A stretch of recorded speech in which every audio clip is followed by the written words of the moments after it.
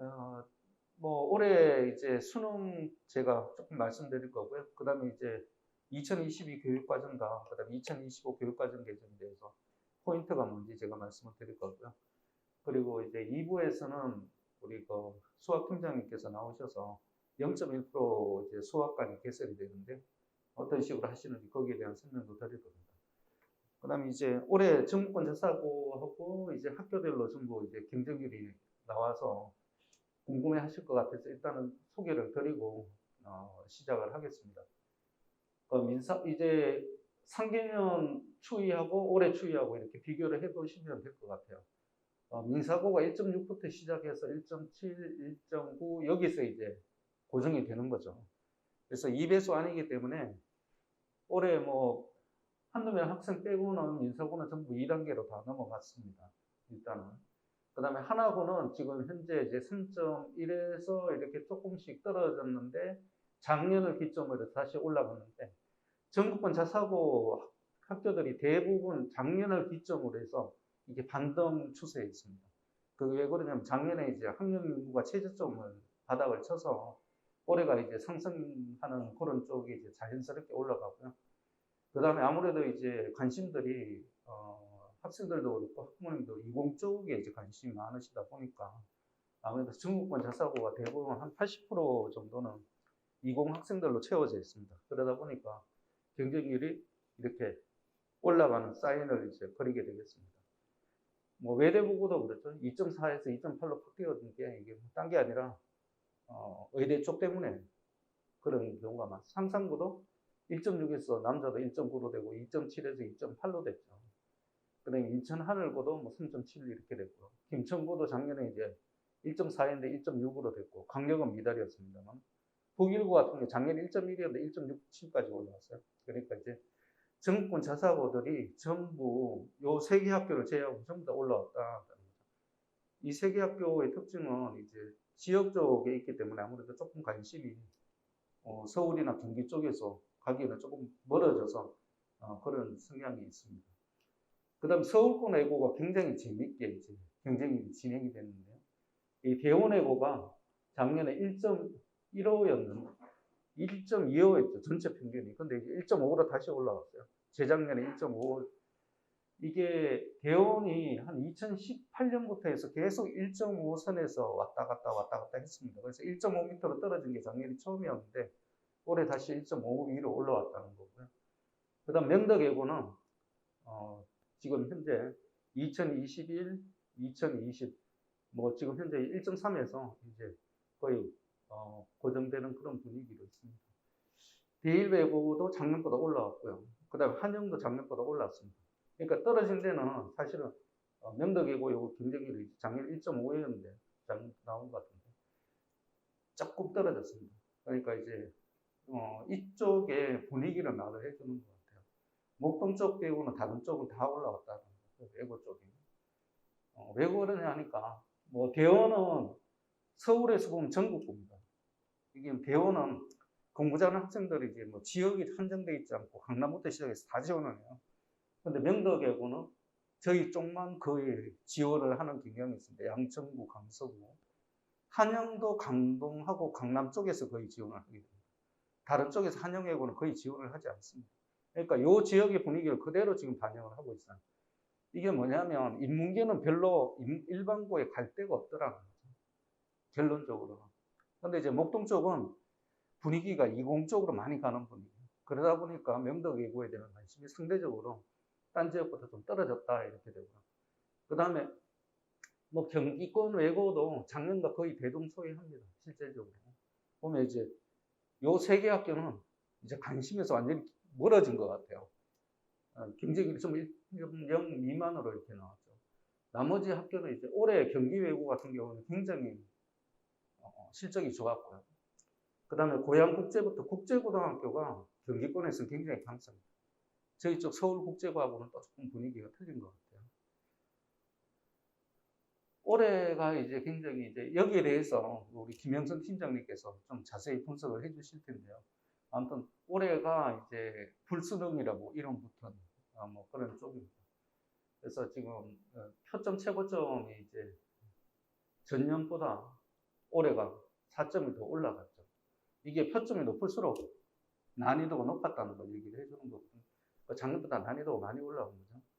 작년에 수학 가형이 이제 이과 학생들이 친 거고, 나형이 인문계 학생들이 시험을 친 건데, 작년까지만 해도 수학, 가형, 나형 아예 분리를 해서 시험을 쳤었어요. 근데 올해는 통합수능이다 그래서 선택 과목을 줍니다. 그러니까 이제 수 1, 2는 선택 공통이고요. 그 다음에 학생들이 미적, 기하, 학통 중에서 하나를 선택을 할 수가 있습니다. 근데 이제 학통이 제일 쉽다고 생각을 하니까 사람들이 인문계 쪽은 학통을 하게 되고, 미적이나 기하는 이과 가는 학생들이 선택을 하게 됩니다. 그 다음에 대학에서도 중상위권 대학 이상부터는 전부 수학에서 미적하고 기하를 선택을 하도록 의무적으로 두고 있어요. 지정 과목으로 두고 있습니다. 그러다 보니까 이쪽은 뭐 해야 됩니다. 이과 쪽에서는. 그래서 지금 뭐 작년 비교해도 확률 같은 게 이제 뭐 7점 정도 올라갔잖아요. 137 기준으로 해서. 미적 기하 같으면 수학 가형 기준으로 해서 10점이 올라갔습니다. 근데 많이 올라가는데 부모님들이 이제 그 생각을 하실 것 같아요. 야, 이게 이렇게 올라가면 수학이 진짜 엄청 어려워진 건가? 이렇게 생각을 하실 텐데, 제가 아는 바로는 그렇지 않다는 거. 요거 이제 그 영상 보시는 우리 학부모님들, 제가 요 부분은 꼭 제가 말씀을 드리고 싶어서 말씀드리는데요. 절대 어려워지지 않았습니다. 제가 아시는 수학 강사님들한테 다 체크를 해봤거든요. 실제 풀어보고 말씀을 해달라고 그랬는데 난이도 어려워진 거 없어요. 하나같이 다 나오는 얘기입니다. 뭐 어느 수학 강사한테 가서 물어보세요. 올해 수학 진짜 이렇게 많이 어려워졌나요? 작년보다? 아니요. 체감 비슷해요. 근데 왜 어려워졌다고 뭐 표점이 이렇게 차이가 나는 거죠? 학생들이 어려운 거예요.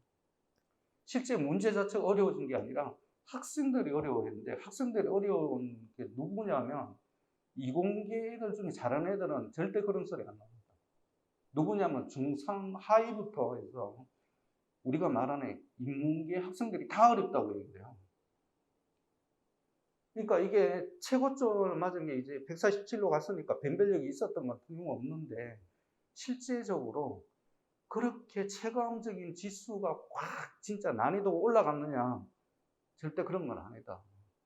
예년과 비슷했는데 교육과정 평가원에서 말한 대로 그냥 공부한 학생이면 다 풀 수 있도록 만든 건 맞는데 학생들이 틀려진 거예요. 누가? 문과 애들이. 누가? 이과에서 중상 조금 밑에 있는 학생들부터가 걔들이 다 어려워했다라는 거죠. 이게 뭘 의미를 하냐면 앞으로 모든 입시의 키는 수학에서 잡고 있을 거라. 이게 이제 좌우를 하게 될 거라는 거죠. 국어도 올라갔죠. 국어도. 근데 국어는 제가 이제 보니까 저는 뭐 수학 문제를 풀기는 좀 힘듭니다만 이제 영어나 국어 같은 건 제가 한 번씩 풀어보는데요. 확실히 올랐어요. 제가 채점을 해보니까 국어 난이도가 진짜 갈수록 올라가는구나 라는 걸 많이 느꼈습니다. 영어도 제가 시험상 몇 문제를 풀어봤는데요. 확실히 난이도가 올랐어요. 그래서 지금 우리 쪽이 하도 이것만 얘기하니까 야, 수학만 잘하면 되나 보다. 근데 국영수가 다 어려워진 거예요. 이게 지금. 그러니까 수능 쪽 가는 길이 생각보다 가시밭길이에요. 그래서 어머님들이 이제 잘 생각하셔야 됩니다. 그 부분에 대해서. 자, 지금 이제 2022 수능이 기하하고 미적분을 선택한 게 이과 학생들이죠. 그 다음에 이 확통을 선택한 그룹이 문과 학생들이거든요. 그 문과 학생들이 예전 같으면 5.8이 아니라 50%가 나왔어요, 정상이요. 왜냐하면 예전에는 이게 100명 중에서 자 1등급을 만들어주는 게 4%죠. 4%의 인원이 100명이라고 했으면 문과도 100명, 이과도 100명이 나와요. 왜냐하면 수학, 가형, 나형 따로따로 풀었기 때문에 4%의 인원을 100명으로 잡으면 그 100명이 문과도 100명, 이과도 100명이 나오는 구조였어요. 의무적으로 나와야 돼요. 근데 이게 통합이 돼버린 거예요. 그러니까 100명, 100명에서 200명이 1등급이 나와야 4%인데 4% 인원이 200명이라고 했을 때 예전에는 문과에서 100명이 나왔던 게 몇 명이 나오냐면 이제 10분의 1로 줄어버린 거예요. 이거 얼마나 이게 큰 차이라는 걸 이제 실감이 나실 겁니다. 예전에는 이게 50%가 됐던 게 인문계 학생들 비율인데 이게 극적으로 몇 프로까지 줄었냐면 5.8까지 줄어버린 거예요. 좀 더 자세히 말씀드리면 9분의 1로 줄어든 거거든요. 그러면 이게 문제가 생기는 게 뭐냐? 이게서 왜 문제가 생기냐면 문과 애들이 문과만 가면 문제가 전혀 안 생겨요. 뭐 점수가 낮은 애들끼리 다 지원하는데 무슨 문제가 있겠어요? 문제는 뭐냐면 이과에 높은 점수를 받은 애들이 보니까 예를 들면 중견외시에 그냥 괜찮은 이공계를 가느냐 아니면 연구대의 인문사회길로 교차 지원을 해서 내가 연구대 타이틀을 딸까 이 생각을 하게 되는 거예요. 그러면 유혹이 생길 수 있습니다. 이거 틀림없이. 그래서 거기에 대한 데이터도 있는데요. 이쪽으로 옮겨가겠다는 비율이 20%가 넘고 있어요. 지금. 그러면 이제 인문계 애들이 예전에는 자기들끼리만 경쟁하던 그룹에서 여기 어이없이 아니 이공 애들이 왜 우리 쪽으로 넘어오게 되지? 그렇게 생각하게 되는 거죠. 걔들이 중견교실을 갔어야 되는데 연구대 인문계 애들을 한테 습격버리는 거예요. 그럼 실질적으로 인문계 애들은 진학률이 확 떨어집니다. 그래서 제가 항상 말씀드리는 게 뭐냐면 입시는 전략인데요. 그 전략을 잘 짜셔야 되는 게 얘들이 수능을 보니까 이런 형태가 막 나타나기 시작하는 거예요. 수능을 보니까 내가 수능 성적만 갖고 가니까 인문계도 갈 수가 있게 되는 거예요. 근데 학종은 절대 넘어올 수가 없어요. 학종은 인문계 애들이 자기 고유의 영역이 있습니다. 선택 과목이라는 게 있거든요. 그걸 예를 들면 이공계 애들이 나는 물투에서 굉장히 어려운 과목이죠. 인문계 애들이 절대 물투할 일이 없잖아요. 그러면 걔들이 물투를 한 걸 갖고 화투를 한 걸 갖고 막 생기부를 만들어서 그걸 예를 들면 그 연대 신방과에 잡아놓았다. 그거 절대 합격 못하는 거거든요. 물투가 신방과에 무슨 소용이 있어요? 학종이 그 개념이거든요. 그러니까 외고에서 예를 들어 내가 불어를 했어, 도국어를 했어, 거기에 관련된 국제사회와 정치를 했어. 거기서 세특이 나왔을 때 인정을 받게 되는 거예요. 그러니까 학종은 넘어올 수가 없어요. 그 학종이 제일 강한 그룹이 누구냐면 외고 쪽입니다. 외고하고 국제고.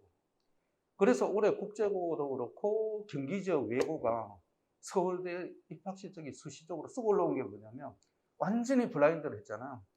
예전에는 이제 블라인드 처리가 아니라 학교 쪽에 뭐 관련된 특수 프로그램을 이제 명칭을 볼 수가 있었는데 그게 싸그리 없어지고 나니까 경기 외고가 드디어 스탠딩을 제대로 찾기 시작한 거예요. 그래서 경기 지역 외고들이 엄밀하게 말해서 우리가 왜 서울 지역 외고하고 왜 이렇게 차이가 나지? 사실은 별로 차이 날 일이 없거든요. 학교 교과목을 보면 그게 이제 드디어 평준화 작업이 이루어지기 시작합니다. 그러니까 경기 서울 쪽에 있는 동두천 외고나 이런 쪽은 몇몇 학교를 제외하고는 다 실적이 올라와 버린 거예요. 제가 보기에는 이제 이 추세는 앞으로 정권 바뀔 때까지, 정권 바뀔 때까지는 언제냐면 2025년까지. 그때까지는 계속 제가 보기에는 내년에 선거 쳐서 누가 되든지 간에 그걸 제대로 잡으려면 그 3개년 전에 이제 시행 계획이 나와야 되기 때문에 결국은 반영되는 건 2026 이후예요. 그러니까 지금 이 추세로 그대로 간다 이렇게 생각하시면 이제 여러분들이 뭐 그대로 이제 적용을 하실 수가 있을 거라는 거고요. 그 다음 여기에 대한 자세한 거는 제가 봤더니 어제 김영선 팀장님께서 이제 자세히 분석을 잘 해놓으셨기 때문에 제가 더 이상 말씀 안 드리겠습니다. 올해가 처음으로 약대가 들어왔어요. 입시에서. 그 약대의 스탠딩이 어디까지 왔냐 그랬더니 이게 서울대, 연대고도 우리가 말하는 서울 수도권 의대 바로 밑에까지 치고 들어온 거예요. 그래서 앞으로 약대는 계속적으로 우리가 제일 공대 쪽에서 잘 나간다는 게 반도체 공학이거든요. 이 반도체 공학 바로 밑으로 왔습니다. 성대 약대가. 그래서 이제 이 추세는 앞으로 단번에 계속될 것 같다라는 거고요. 중요한 건 이제 이렇게 국영수가 어려워지니까 수능 최저 기준 맞추는 게 어려워진 거예요. 그래서 이 부분도 이제 김영선 팀장님하고 제가 중복이 되기 때문에 말씀을 안 드릴 거고요. 그 다음에 이제 서울대 수시 최종 결과를 보니까 일반고 비율이 일반 전형이 이제 뭐 일반고든 특목고든 다 지원이 가능한 거거든요. 근데 직유는 이제 특목자 사고 쪽은 제외되기 때문에 일반고만 하기 때문에 요거는 조금 이제 의미가 없는 거고요. 그래서 이제 일반고 비율이 직윤 쪽이 24.9%로 월등히 높죠. 근데 일반적으로 하면 18.2%예요. 근데 일반 쪽에 이때는 2021학년도는 19%였다는 거고요. 그 다음에 2020년대는 22.8%였다는 거죠. 작년부터 블라인드를 이제 전형을 도입을 하기 시작했는데 블라인드 전형 도입하면 할수록 일반고가 계속 뒤처집니다. 합정으로 봐서는. 왜 뒤처지냐면 이 선택 과목에 대한 세특 기재강 일반고가 힘을 못 쓰는 거예요. 아직까지는. 거기에 대한 노하우는 축적이 돼 있어야 되는데 우리가 말하는 특목자사고점은 축적이 돼 있어요. 그래서 노하우를 갖고 있는 거예요. 우리가 어떻게 하면 애들을 서울대 보낼 수 있겠다, 연대에 보낼 수 있겠다, 이게 노하우가 되어 있는 거예요. 근데 그걸 아직 일반고는 축적을 못 시켰어요. 그래서 이 추세도 앞으로는 내년도 아마 그렇게 되지 않을까. 지금 수시 최초 합격자 이제 고개별 순위를 보면 지금 최초 합격에 보면 하나고부터 시작해서 여기까지 쭉 전부 일반고가 없어요. 심지어 여기에 영재고는 제외한 거예요. 영재고를 제외해서 탑 20까지가 무조건 특목자사예요. 우리가 보시면 하나고 뭐 당연히 하나고다 생각하시죠. 그 다음 외대보고 대원외고 민사고 다음에 대일 그 다음에 명덕 고양외고가 이렇게 올라왔답니다. 일산 쪽에 있는 고양외고가 그 다음에 한영외고 제가 말씀드렸던 아까 경기외고 그 다음에 고양국제고 과천외고 이쪽이 블라인드를 하니까 오히려 더 올라오게 되는 거예요. 동탄국제고도 올라왔죠. 미추홀외고 인천에 있는 이 학교도 올라온 거예요. 이 학교도. 그래서 제가 보기에는 앞으로는 인문계 쪽은 쏠림 현상입니다. 쏠림이 되는 게 뭐냐면 이 목동 지역이 전통적으로 예전에는 인문계 비율이 한 5.5 내지는 60% 그 사이 왔다 갔다 했어요. 양정이나 강서는 70% 선이었습니다. 근데 이제 내년 기점으로 해서 제가 그 비율이 깨질 것 같아요. 완전히 깨집니다. 70에서 80% 사이 들어가는 거거든요. 강남이 한 3년 전부터 이공계 비율이 80%였어요. 애들이 선택을 하라 그러면. 이제 목동도 그 추세를 그냥 이렇게 쭉 쫓아가는 겁니다. 그러니까 이제 70에서 80% 사이 들어가게 되는데요. 그렇게 되면 문제가 생기는 게 뭐냐면 300명 중에 400명 중에 20% 80명밖에 안 돼요. 그 80명에서 내신 등급 산출하는 거예요.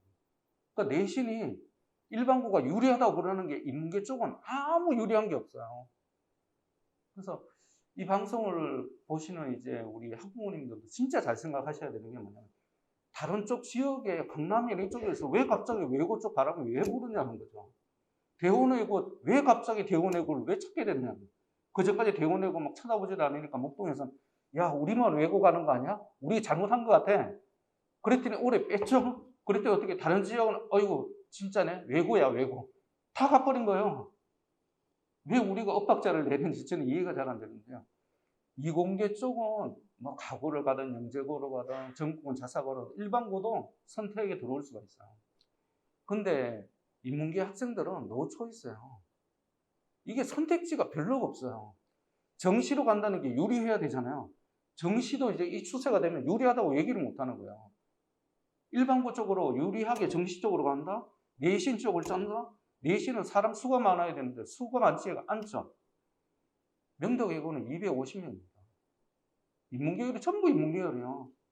근데 여기서는 아무리 많아봤자 400명 중에 30% 해봤자 120명이에요. 유아외고 숫자보다 더 적습니다. 경기외고 숫자예요. 그게. 그러니까 어머님들이 이제 내년에 학교 지원하실 때는 이걸 진짜 잘 생각하셔야 됩니다. 왜 서울대 수시 결과가 이렇게 나왔나? 특목자사고가 증가하게 되는 게 블라인드 영향이 없어진 거예요. 생기부 위주로 가게 되니까 오히려 특목자사고 쪽이 더 우월하게 됐거든요. 그 다음에 서울대 연고대는 면접을 봅니다. 그 면접에 대해서 특목고 학생들이 면접 준비가 더 잘 되어 있다는 거고요. 그 다음 1번계는 나눠 먹기로 돼요. 서울대 실적을 못 낸 81개 학교에서 실적을 새로 냈어요. 나눠 먹기로 확 가버리는 거예요. 그 집중이 없어져요, 이제. 근데 외고는 계속 가는 학교가 가는 거잖아요. 그러니까 어머님들이 어느 쪽이 더 유리한지는 잘 생각을 해보셔야 됩니다. 그 다음 명덕, 대일, 한영의 이쪽에 감소 원인이 뭐냐면 인문계열 모집단의 선발 인원이 줄었어요. 2.1% 줄었어요. 그 다음에 서울 지역 외고 입학생들이 질적 수준이 저하된 게 이제 나타나기 시작합니다. 어머님들이 저한테 항상 말씀하시는 게 뭐냐면 외고 학생들이 수준이 너무 떨어져요. 우리 그쪽으로 보냈어야 될까? 수준 떨어지니까 보내야죠. 수준이 높은 학교 가서 내가 내신이 어떻게 나오고 그러겠어요. 그쪽 가야 되는 거죠. 근데 교과 프로그램은 시퍼렇게 눈이 시퍼렇게 살아있는 거예요. 내가 그걸 이용만 잘하면 무조건 진학 실적이 좋게 나오게 돼 있습니다. 자, 그래서 이거는 뭐 앞에 부분이니까 교육과정 로드맵에 대해서 제가 이제 말씀드리겠습니다. 교육과정이 이제 2022가 되는 게 뭐냐면 2025 고교 학점제를 시행하기 위해서 가독이 지금 해로 설정이 된 게 내년 2022부터다. 골자가 뭐냐 하면 수업 시간수를 줄여라. 수업 시간수 줄여라. 그 다음에 이름을 우리가 말하는 단위수에서 학점으로 바꾸라. 그 다음에 세 번째가 뭐냐면 3학년 2학기, 중학교 3학년 2학기를 진로 연계 학기로 만들어라. 지금까지는 1학년을 자유학년으로 뒀어요. 그걸 학기로 바꾸라는 거예요. 1년을 주긴 하는데 1학년에 한 학기, 자유학기, 3학년 2학기를 진로 연계 학기로 해라. 고교 학점제라는 건 뭐냐면 학종 개념이에요. 학종의 개념은 뭐냐면 내가 진로를 알아야 진로 선택 과목을 선택을 할 수가 있어요. 근데 애들이 고등학교 1학년 1학기 되니까 막 내가 뭘 해야 되지? 근데 7월 되면 선택을 해야 돼요. 3, 4개월 동안에 내가 적성 파악이 안 된다는 거예요. 그러니까 이걸 하기 위해서는 언제부터 해야 돼? 3학년 2학기부터 해야 돼. 이렇게 이제 설정을 한 겁니다. 한마디로 말씀드려서. 그래서 이제 2025 시행 고교학점제가 뭐냐면 모든 학생들이 자기가 원하는 학과목을 선택할 수 있도록 해줘야 되는데 내가 뭘 원하는지 내가 모르는데 내가 어떻게 선택을 하겠어요? 그래서 2022부터 하는 게 뭐냐면 네 자신을 알아라. 네가 어떤 성향인지를 네가 파악을 해라 이렇게 나오는 거예요. 학점을 취득하면 대학교식으로 이제 해주고 우리가 말하는 페일이라는 낙제라는 개념이 나타나기 시작해요. 그래서 그 학생들을 위해서 보충 프로그램을 제공하는 게 2025 교육과정 고교학점제의 개요가 됩니다. 자, 그래서 진로 탐색이 핵심이 되는 거예요. 중학교 1학년 때 자유학기, 그 다음에 중학교 3학년 2학기 때 이게 이제 진로 연계 학기라고 해서 고등학교 때 1학년 1학기 때 진로 집중을 해서 여름방학 가기 전에 내년에 내가 무슨 과목을 선택할지를 결정을 해라라는 거죠.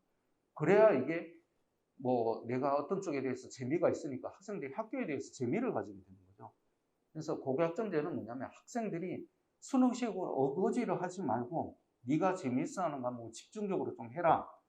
근데 여기서 이제 조금 일그러지기 시작하는 게 그렇게 하는 게 학종이거든요.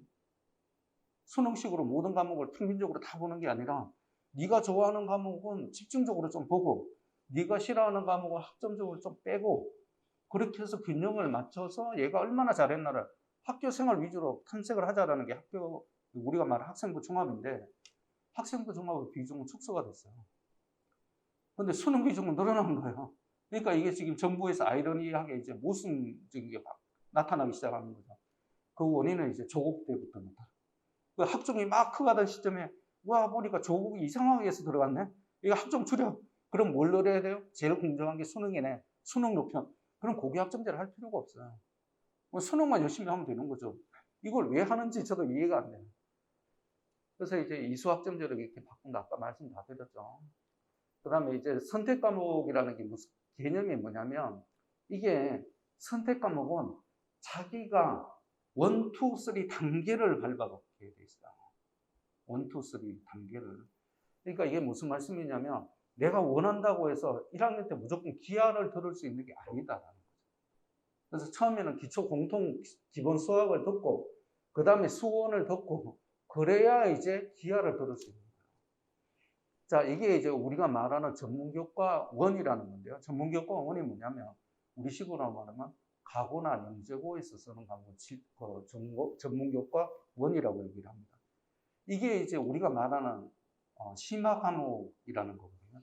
그 심화 과목 이름부터가 심화 수학 1, 2, 고급 수학 1, 2, 좀 심화성이 깊게 이렇게 되어 있잖아요.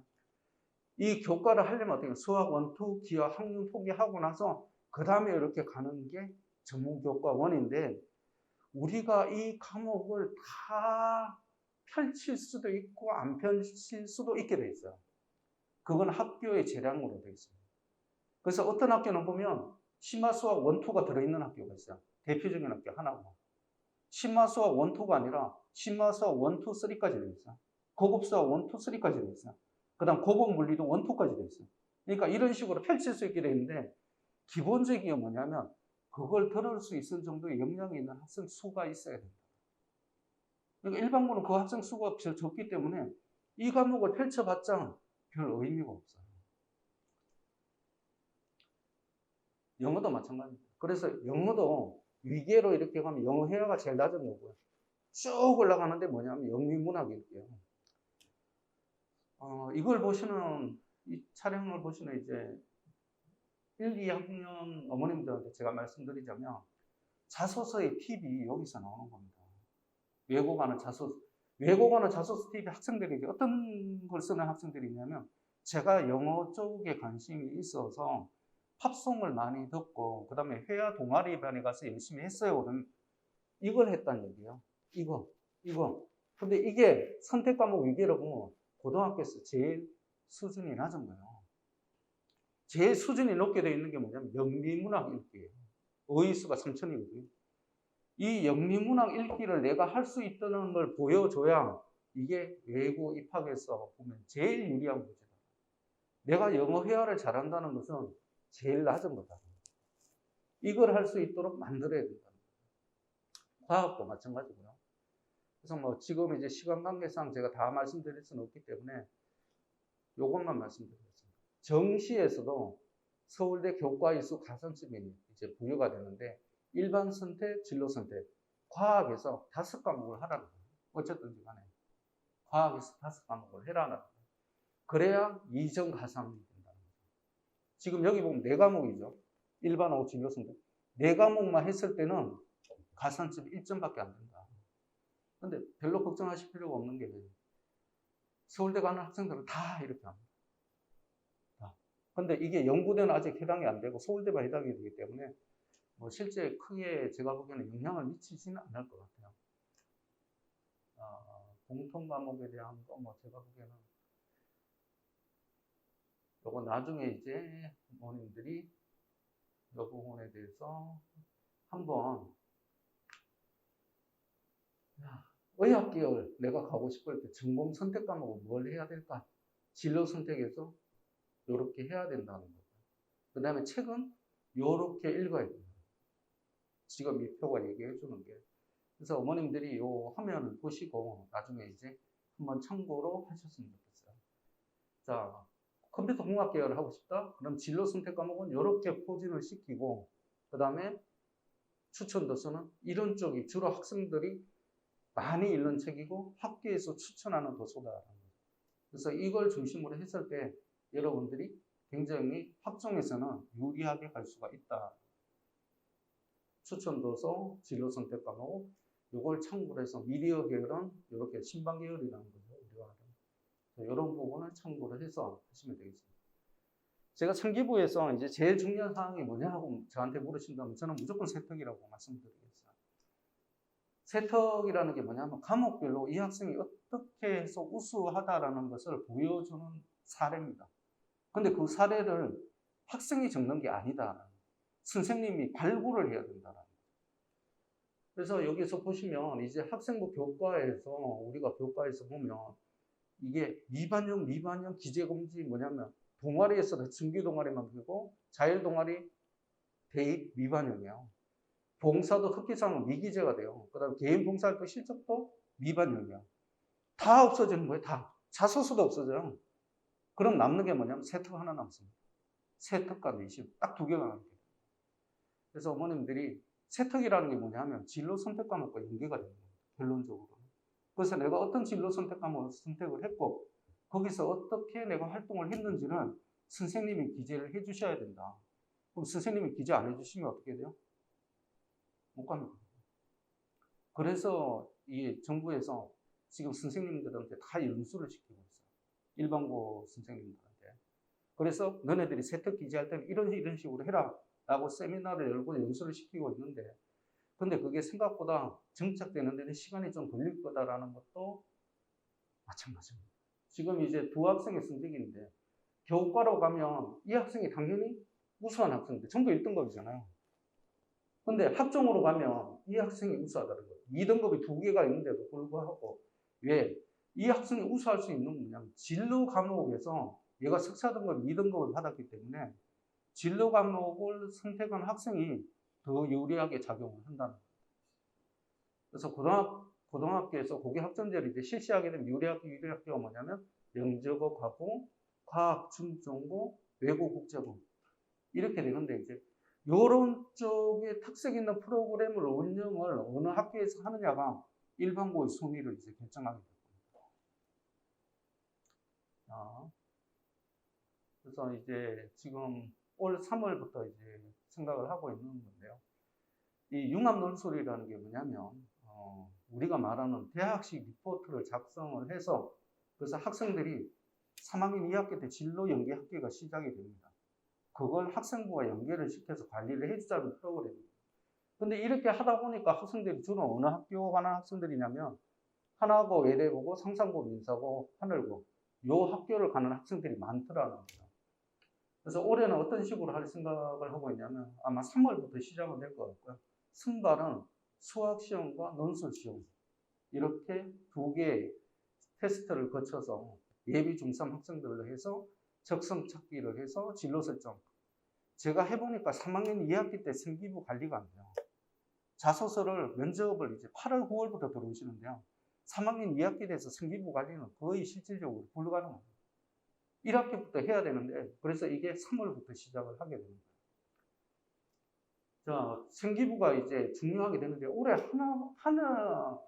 하늘고는 이제 아직 그렇고 하나고는 올해 보니까 특색이 뭐냐면 코로나로 인해서 학생들이 사실 학교에서 이렇게 하는 활동이 많지가 않죠, 당연히.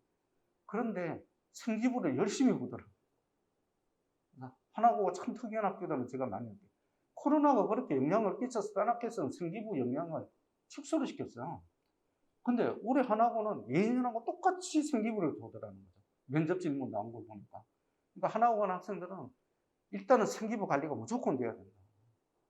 그 다음 또 특색이 뭐냐면 B가 있는 남학생 중에 B가 있는 학생들이 있어. 2배수 미만이기 때문에 올라갔거든요. 2단계 면접으로. 근데 그 학생들한테는 조금 불리하게 자꾸 면접이 흘러가는 것 같아요. 그것도 생기부거든요. 내신이라는 것도.